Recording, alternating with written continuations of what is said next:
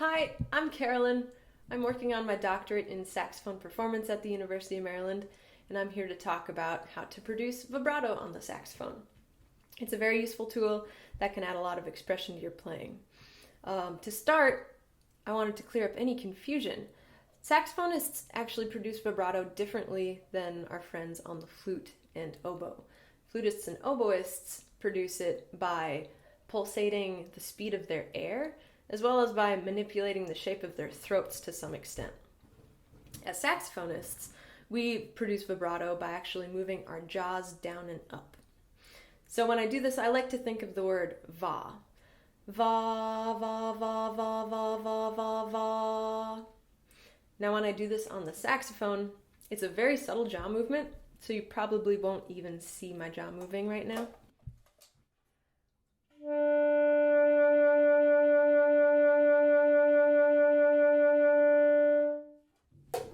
So to practice this, there's an exercise that I like to use. Set your metronome to 60 to 88 beats per minute and choose a note on your horn somewhere in the middle register. So I'm going to start at 80 beats per minute. I'm going to be playing on just my middle B. So holding out whatever note you've chosen and with the metronome on, give it 2 pulses per beat of vibrato.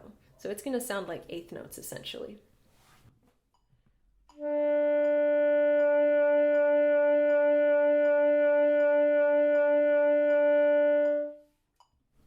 Once you're comfortable with 2 pulses per beat, move on to 3 pulses and then 4 pulses per beat.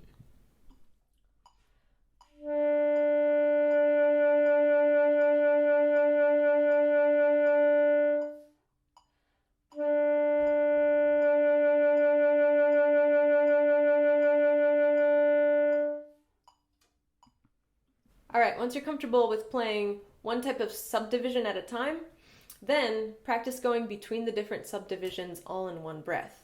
So here I'm going to start with the eighth notes, move to the triplets, and then to the 16th notes.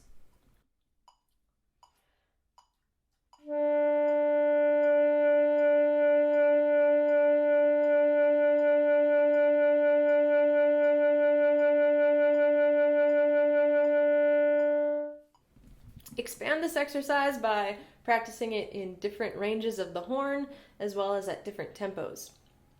And then once you're comfortable with playing vibrato on a single pitch at a time, then it's time to practice maintaining your vibrato as you're moving between different notes. A good way to practice this is just to play with vibrato as you're going up and down a scale.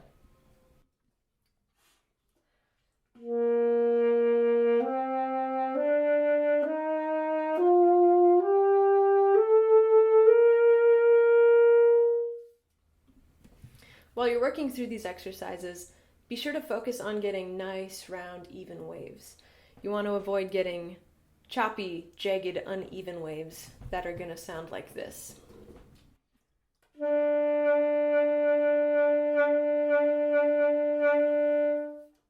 You don't want that for obvious reasons. And finally, a couple things to remember about saxophone vibrato. First, saxophone vibrato is kind of like a spice. You don't want to put it on every single note, otherwise it's going to start getting old. So if you're adding vibrato to a solo piece that you're playing, you can actually go through and pick out which specific notes you want to add the vibrato to.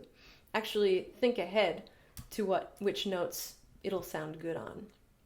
The other thing to remember is that vibrato is best reserved for solo playing, at least for saxophonists. Because if you think, if you're playing in band and your entire saxophone section is playing together with vibrato, it's going to start to sound a little crazy. So reserve that vibrato for if you have a special solo in band, or if you're playing some solo repertoire with piano or something. And just to close out, I'm going to play a little bit of Eugene Bote's aria, a very popular saxophone standard. I'm going to be playing vibrato mostly on the long notes, but not every single long note. Happy practicing.